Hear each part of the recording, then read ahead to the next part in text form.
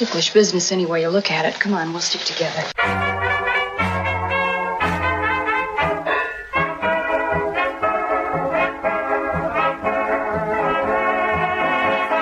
Hello, everybody, and welcome to Ticklish Business. I'm Kristen Lopez, joined as always by Emily Edwards. And this episode is very special because we don't really have a set topic, but we do have a set interview, and that is with the lovely and amazing Maria Cooper Janis and her co-author, Bruce Boyer. Thank you both for wanting to sit down and talk with us. We are so appreciative. Thank you for your interest in our collaboration. On behalf of my father, thank you. Of course, you two have collaborated on a new book, Gary Cooper, Enduring Style, that's focused all about your dad and his role as, I would say, a style icon. I don't know if he would say that. Emily, would you agree? I don't think there's any question whatsoever, quite frankly. So let's keep going. But before we get to our lovely and amazing guests, I do want to briefly remind everyone, if you haven't checked out our Patreon at patreon.com/ticklishbiz, then you should. We do all sorts of additional bonus pods, including doubled features, looking at remakes, based on a true podcast, looking at biopics and true crime, as well as our new series, But Have You Read the Series, looking at classic film literary adaptations. We also give out regular care packages of movies, gifts, let you guess on an episode. It's all at patreon.com/ticklishbiz. Of course, me and Emily are both authors. You can order both of our respective books wherever you get books. And our Redbubble store has some fabulous art and amazing merchandise, all designed by Samantha Richardson and Terrence Hilt, featuring your favorite stars, including our ultra-popular Gene Kelly, Judy Garland, Makoko mugs. You can find that at ticklishbiz.redbubble.com. We're going to get to this amazing book and Gary Cooper. Maria and Bruce, I want to ask a question I'm sure you've been asked a billion times talking about this book, but what led you to want to tell this specific side of Gary Cooper's persona and career? I can easily talk about that. By the way, Kristen, I am not nearly as lovely and amazing as Maria. I caught your introduction, and I'm not nearly as lovely and amazing. My interest at first was to write about Gary Cooper as a sartorial icon. I had written about several film stars, Fred Astaire, the rebel stars of the 1950s, in terms of their sartorial image. I had wanted to do a book about Gary Cooper in that way because he was a great sartorial image to men on the screen from the 1920s up through the 50s. For example, if you were to ask somebody like Ralph Lauren who his idols would be in terms of style, top of the list would be Gary Cooper. So Maria and I had a mutual friend who introduced us. Maria graciously invited me around to talk about this.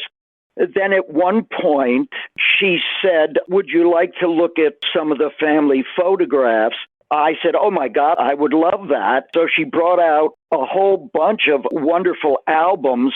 I looked through them and my heart absolutely stopped because photographs were just wonderful, and I knew that nobody had ever seen these before, and it completely changed my mind about what the book would be. I was just going to write some text, but when I saw the photos, I realized right away that the book had to revolve around these wonderful photos. So that's how that got started from my point of view. Maria, maybe you want to talk about your interest. I had done a book several years before called Gary Cooper Off Camera, A Daughter Remembers, which was much more like a personal diary. But again, thanks, God bless my wonderful mother, who was very busy behind her camera from 1933, the year my parents were married, all the way through. She kept this wonderful history of not only Gary Cooper and personal family life, but of the times in which we lived. And certainly looking at it strictly from a, quote, style point of view, you can just see the evolution of how people dressed, their thoughts about what was casual, what was permitted wear. When people ask about my father, of course, and the word style comes up quite often, I also did not want him to be pigeonholed, anything written about him, simply at that one-dimensional level of style. What did he wear? Why did he choose that tie, et cetera, et cetera? Because really, in living our life, living the style of our life, it is a question of how we live. It was lifestyle.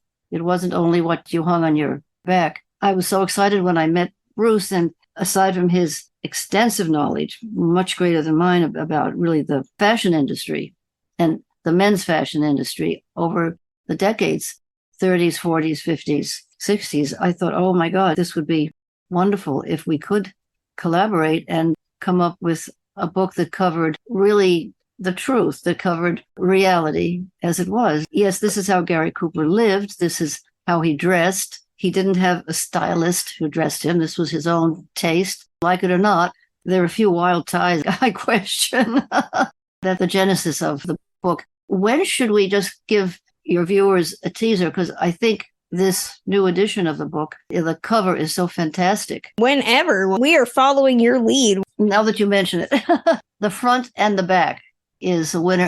It's a That's pretty stunning. swanky cover right there. I think it's a great cover. And the back is terrific too, because talk about casual lifestyle. And these photos were shot by your mother, correct? The front cover was not. But I even have this to- back photo, your mom as a photographer is just, she's up there with Perel. That's an evocative image. I shoot stuff with my iPhone and it looks like an amateur with an iPhone. She looks like a professional who's been doing this her entire life. Truly, there are some photos in here that are Richard Avedon for Donna Vreeland levels of composition and photography that are just Well, there are absolutely some. stunning. There are some, obviously. I mean, there's David Douglas Duncan photograph with Picasso, for instance, and our whole family. And there's the incredible Steichen photograph, which is jaw-dropping, if I can say that about my father. It's an amazing picture. Picture of family snapshots and that level. I regret that I only have this on iPhone, or rather my Kindle, so I'm not sure if it's going to show up when I hold it up. There's a photo of your father in Western wear, just in dungarees, which is an absolutely incredible shot. Isn't that great? Yes. Levi should claim that. Absolutely. Yeah. Maybe I can jump here a minute when you mention that, because that's something, to my mind, that's very, very important. There's no other film star that I can certainly easily think of who wore both formal dress, tailored clothing, suits, tuxedos, and so forth. On the other hand, very casual dress, such as cowboy clothes, with equal finesse. Some Hollywood stars look great in jeans and cowboy boots and so forth, but they didn't wear formal clothing very well. And there were ones who wore formal clothing very well, but didn't look good in that kind of casual clothing. For example, one of my great sartorial icons, along with Gary Cooper, would be Fred Astaire. But Fred Astaire, he made one movie where he wore jeans and cowboy boots and so forth. It was just kind of ludicrous. I mean, he never should have done that, in my opinion. But Gary Cooper was able to wear almost anything he wanted with equal aplomb. That's just absolutely rare in film. The closest today might be George Clooney. Yes, to my mind, and no disrespect to Mr. Clooney, not nearly with the masculine grace and the natural grace and style that Gary Cooper had. I actually have a theory about all of that. I'll lay on the two of you. Is that Gary Cooper grew up in the West at a time when the West was still the West. But then later, I think when he was, Maria, 8 years old, he went to England. Yeah, a little bit older, but close enough. Yeah, and he went to a proper, what we would call a private school, but what the English call a public school. And he had to wear the tweed suit and the high collar. And then he came back and went to college here. So he had all of that experience of wearing completely different, what do I want to say, genres of clothing.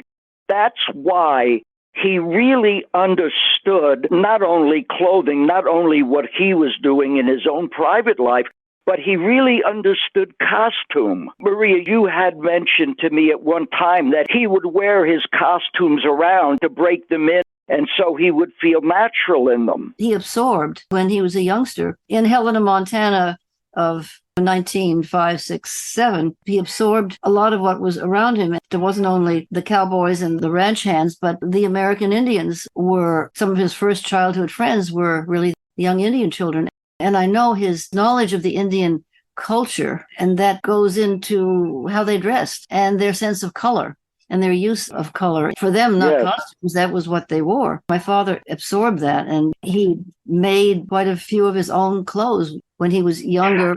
The Indians taught him. I still have a wonderful buckskin jacket with fringe and all of that, which he made himself. I remember you telling me that he made his own moccasins and all sorts of things like that. Yeah, definitely. You guys bring up a lot of what is in the intro, Ralph Lauren's intro that he writes, which talks about how Gary Cooper is one of the few icons that look just as comfortable in regular clothes as he did in formal wear. I'm curious for you, Maria, because so often we, as perpetual Turner Classic Movies fans who watch a lot of these movies, sometimes I'm assuming that the clothes of the 30s, 40s, 50s just have this added elegance, even the day-to-day wear. What kind of dresser was your dad when he was at home? How far afield was that from some of even the normal day-to-day costumes he would wear in his films? It was not that far afield. For instance, there are times when we would go to Mexico, for instance, either for vacation or he was on location,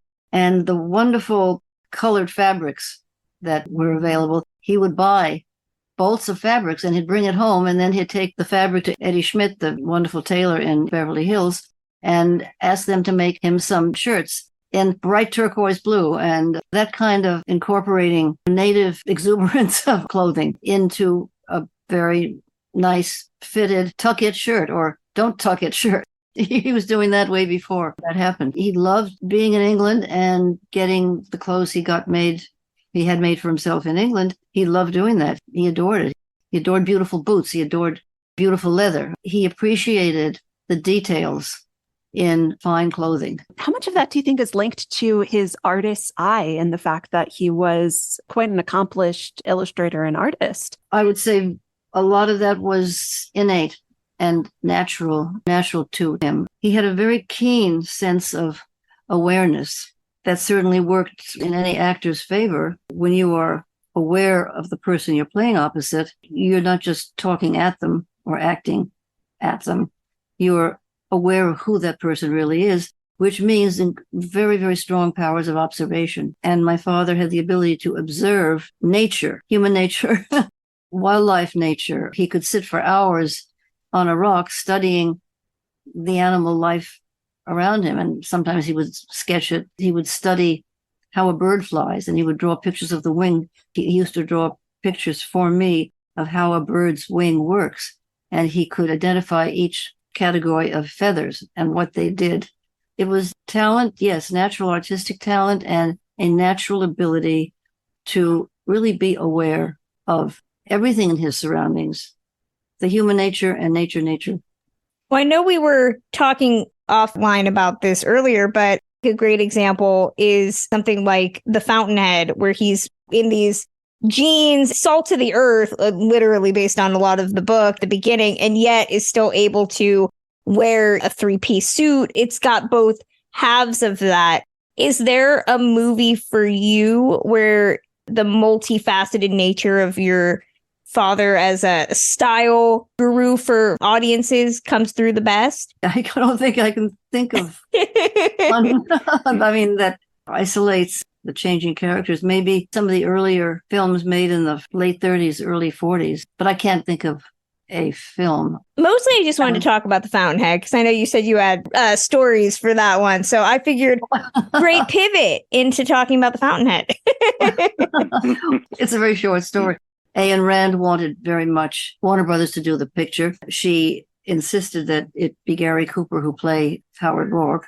She convinced Jack Warner to give a very lavish dinner party to convince Gary Cooper to take the part. This was told to me by a very close friends of ours in the business who was at the party. There was a garden and multiple tables with little votive lights and candles and stuff down in the garden. So the house, it was Spanish steps. There was almost, you could say, a stage, and then Spanish steps going down into the garden. Ms. Rand had designed her presentation, which was to appear on the terrace, steps, whatever, with script in hand and read a couple of scenes. I gather my father is down in the garden with these friends of ours. As she starts laying it on, he wanted to shrink into the shrubbery. She comes out. She has her script. She is dressed in a white diaphanous Grecian flowing something or other. And she was backlit on purpose. The audience got much more of Ayn Rand than they ever bargained for. I don't know how much they concentrated on her dialogue. I gather my father was mortified. He was just, get me out of here. That kind of I'll thing. do the movie if she steps out of the spotlight. I wish I'd been old enough and had the presence of mind to ask him, why did you do the picture?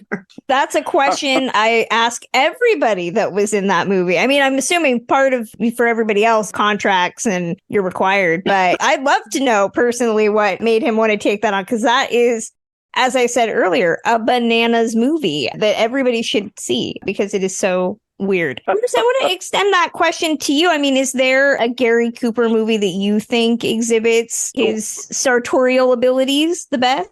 I almost prefer his earlier movies like Design for Living and Desire and those movies, because he does dress so well in those movies.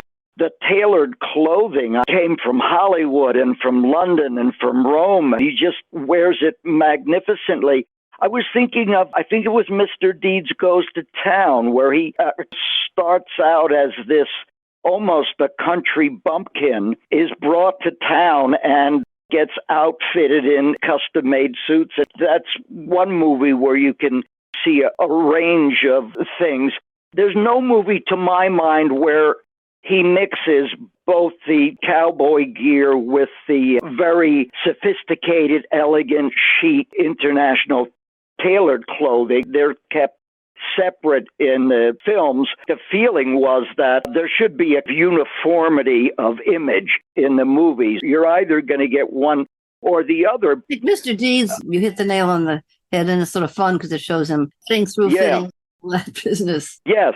If you put a movie like Desire, which she starred with Marlene Dietrich, and just looked amazing in his tailored clothes, and then juxtapose that with what in many ways I think is his greatest movie and one of the greatest films ever made, High Noon, you can really see that he just apparently could wear anything with a natural grace. Don't know how to explain it, except to say that he had a talent for it, and he had these early experiences with different genres of clothing and so forth. It's just one of those magical things that some people just have that natural grace and style. I had a funny story. I was dating for a while, wonderful young man, Jody McCrae, who was the son of one of the sons of Joel McCrae. We'd been out to a movie together, very, very casually dressed, and Jody was dressed in jeans and was boots from the ranch. And my mother and father were giving a formal party.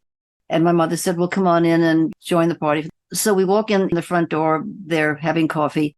My mother walks by, greets us, come on in. And she looks down at Jody and she said, what are you wearing? And it was his cowboy boots.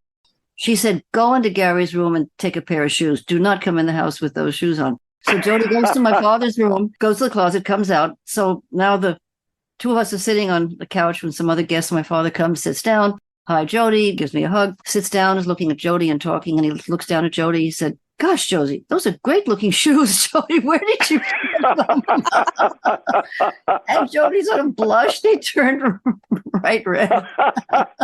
Bruce brings up a really good point, too, because Gary Cooper does not get enough credit for being a really good women's actor. I think of him in the same vein as something like Cary Grant, where so often, not to disparage the John Wayne fans out there, but John Wayne movies were always about John Wayne. Even though you had maybe a Maureen O'Hara or a Katharine Hepburn, the movie is always about him. And yet, Gary Cooper worked with so many equally dominating women, Marlene Dietrich and Audrey Hepburn, who wasn't dominating, but she was an equal star. He just excels with all of them. Not everybody could do it. Not everybody could pull that off. It's almost like ballroom dancing, where he's there to support her doing all of these wonderful screen maneuvers that she's doing, but also he shows the strength that he has as an actor as well, being an equal pair. It's absolutely phenomenal. Some of that goes into what we were speaking about earlier, was his ability to be natural. It wasn't something put on. It wasn't something that he was in the role learning how to relate to her. He really felt he was relating to whoever the leading lady was at the level that the story was demanding. To be a good partner, you have to be a good listener, and you have to be reacting to the other person. And if you're all wrapped up in your own ego and, oh God, what's my next line? And maybe that's what you're referring to, Chris. Yeah. So often, a lot of male stars want to be the A lead. They don't necessarily want to be part of an ensemble, or they certainly don't want the female actress to upstage them. Gary Cooper, Cary Grant was just able to be like, we're both stars. We're both equal. It's not about upstaging or taking somebody else's spot. It's about sharing that spot, which Joel McCrea is another good example, too. One of the most interesting things about Gary Cooper as an actor is that he had something that you don't find in a lot of male actors. There was a sense that came perfectly through, perfectly easy, that he had a masculine sensitivity. He was able to appeal to both men and women. A lot of male actors don't have that. I'm a big fan of Clark Gable. Gable could do some very interesting stuff, but it's very difficult to think of a guy like Clark Gable in terms of sensitivity. Gary Cooper had that by the ton. The other example for me is, if you've ever seen the film High Noon, there's the point, which is in a way the high point of the movie, where after Sheriff Will Kane realizes that he's not going to get any help in dealing with the outlaws, he goes back to the sheriff's office and he makes out his will.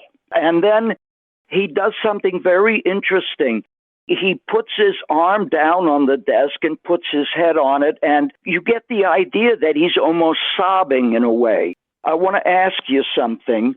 Do you think that somebody like John Wayne could have done that scene?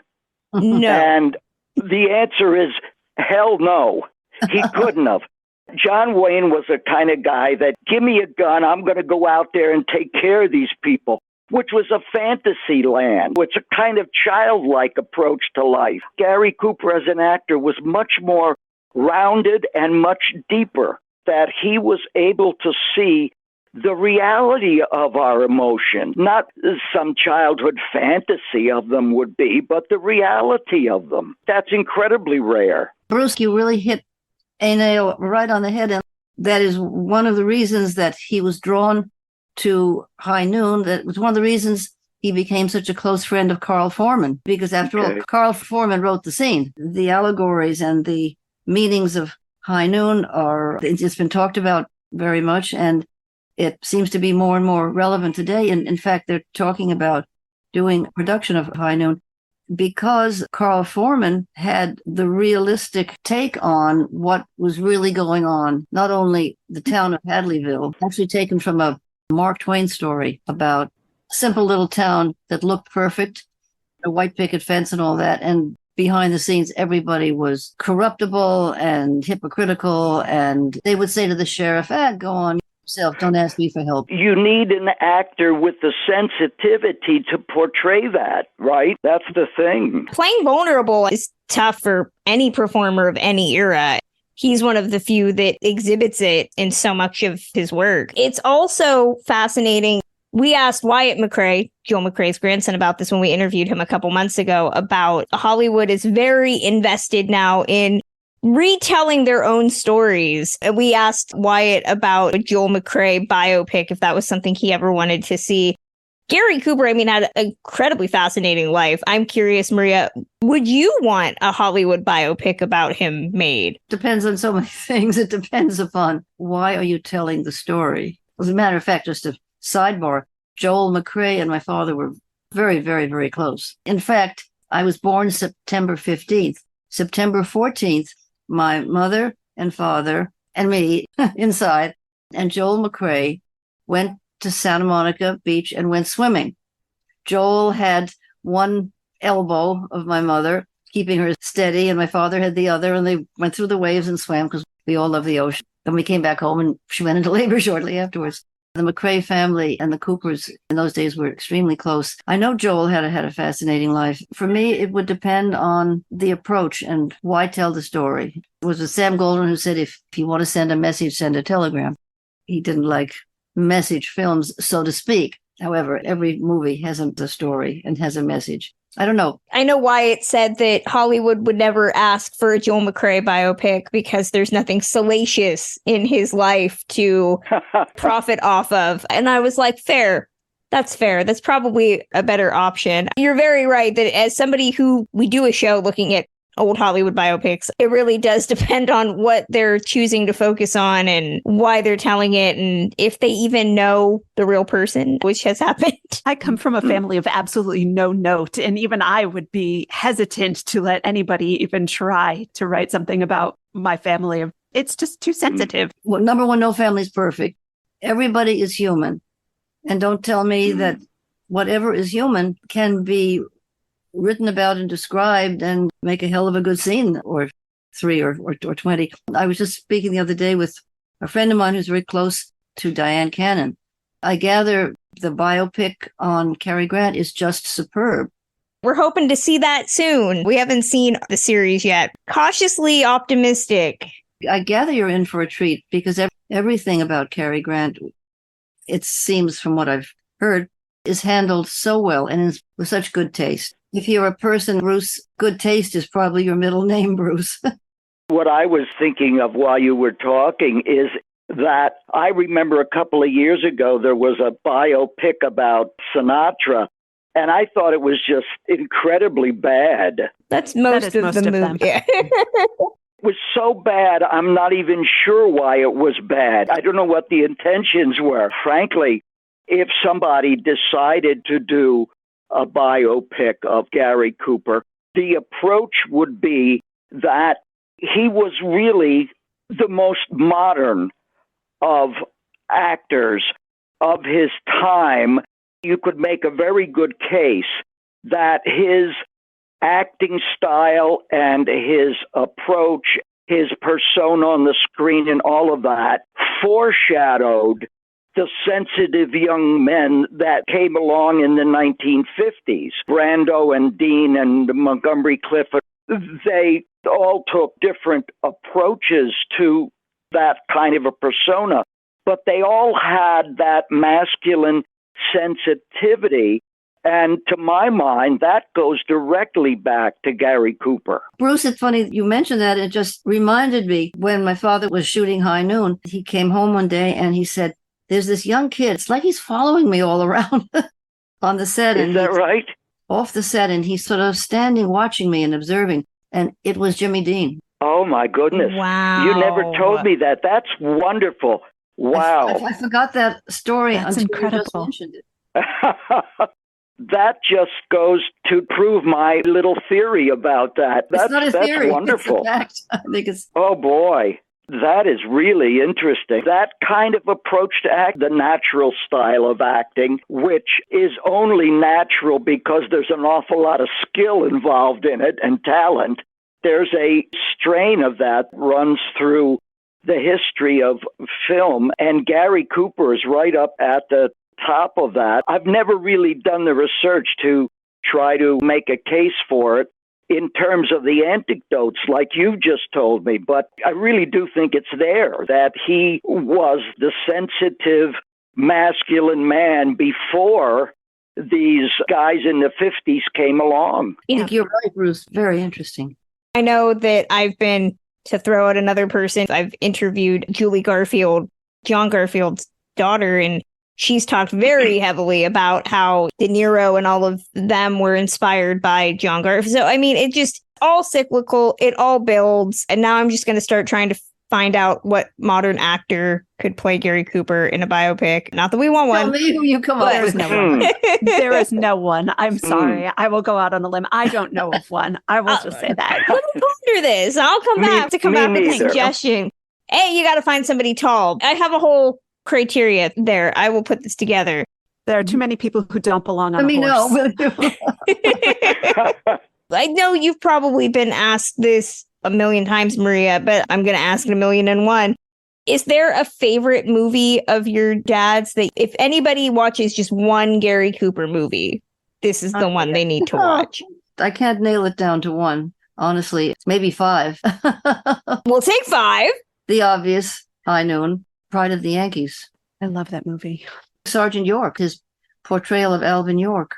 Sounds like I'm just going for other noted figures he captured. He said he was so intimidated at the suggestion of portraying Alvin York, he nearly freaked out. It was almost beyond his capacity to say yes. Jesse Lasky convinced him to do it. The Hanging Tree is a film, and Friendly Persuasion, the Quaker story. The Hanging Tree was among the last 4 or 5 films that he made. He played a very, very, very interesting character. He wasn't the obvious hero. It's sort of a shame that the very last movie he made was not successful.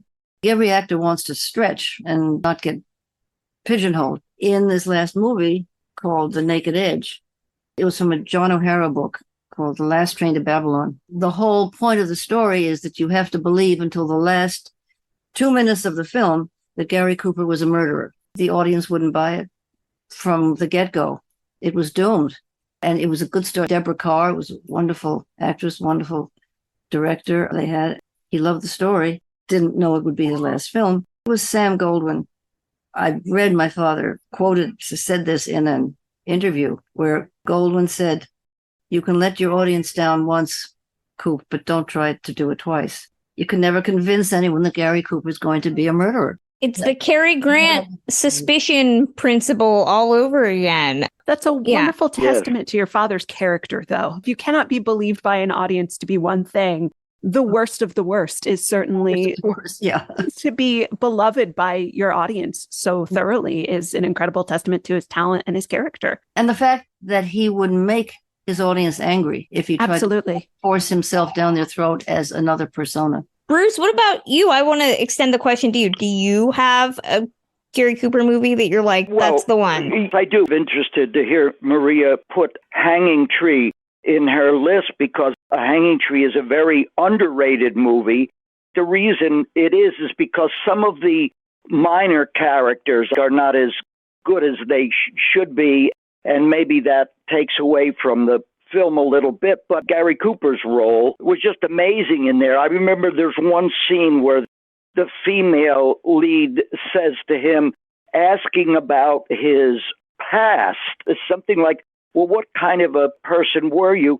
And he says, I don't know what kind of a person I was. There's something about that line, that brief exchange, that always strikes me as being so real and so deep. I can't think how difficult it is to do a simple line like that. But boy, he just knocked it out of the ballpark.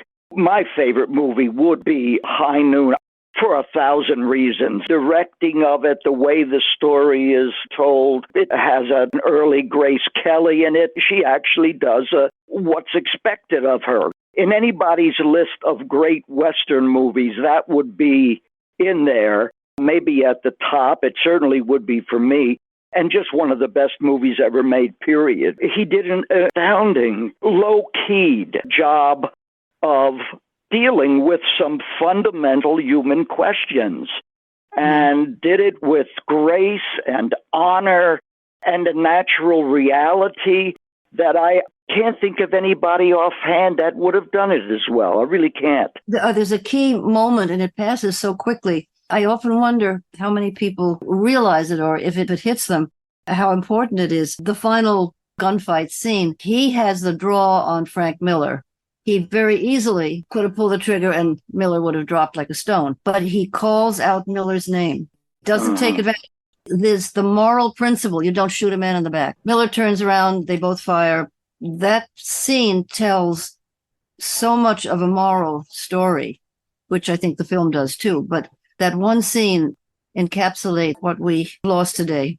You had mentioned earlier, I wanted to mention it too, that High Noon is just as relevant and maybe more relevant today than when it was made. I think you're right, Bruce. Very much so, which is both interesting and very sad. I have to champion his comedies because not everybody could be funny. Emily mentioned Design for Living, which is one of the saucier pre-codes out there, which I think is great. Ball of Fire is my favorite. It's Ball my of Fire favorite. is wonderful. Yes. Okay. Oh my gosh. Talk about starring opposite a lady that was not going to give you an inch, Barbara Stanwyck. And Dana Andrews. I just love everybody in that movie. It's great. But how about Bluebeard's Eighth Wife Yes, for comedy? Yes. I still need to see that one. I have heard good things. It's wonderful. It is Absolutely. wonderful. For comedy, it's just wonderful. Bear in mind in the good old days when they're doing a scene together where they're having champagne and caviar in the story. It was real champagne and real caviar. And apparently it was very, very hot, terribly hot, Santa Ana type hot weather, and retakes. And poor Claudette Colbert got violently ill. They had to close the set for a day. Heat and caviar do not mix. That sounds horrible. Yeah. Champagne, caviar. Exactly. It's a wonderful film. I urge everyone. One of the things, did my father regret not being able to do more comedy? He loved it. I mean, he loved working with Billy Wilder. And I know he would have loved doing more comedy because he had a great sense of timing. He's a great of it. I was watching, as I mentioned earlier, Design for Living just today to watch one of my favorite screwballs again. And there's a scene where they're hiding behind a dressing screen. He and Frederick March are just doing these wonderful, wonderful physical comedy bits. And it's just so fantastic of comedic timing that very, very few people working today or then truly have. His face is so elastic, but his carriage is so regal that it's just this wonderful juxtaposition while in white tie and tails. It's absolutely gorgeous comedy work. Like you were saying, Bruce, about the naturalness, Emily brings up something that I appreciate too about his comedies is Ball of Fire. Dana Andrews is playing a stereotypical gangster out of a noir. And there's a fight sequence between him and Gary Cooper. And Gary Cooper is just acting like every regular person that would be in this situation. He doesn't know how to fight very well. They're tripping over each other. And I know they said a lot of actors and actresses of this era really didn't like to do pratfalls like that, physical comedy, because they didn't want to look foolish. The directors and producers really did appreciate the A-list actors that were more than willing to take a fall, be the butt of a joke. Ball of Fire is just, it's a great one. And to make those kind of, in a way, obviously ludicrous pratfalls and so forth, but to make them seem natural enough and graceful enough to be believable in a sense.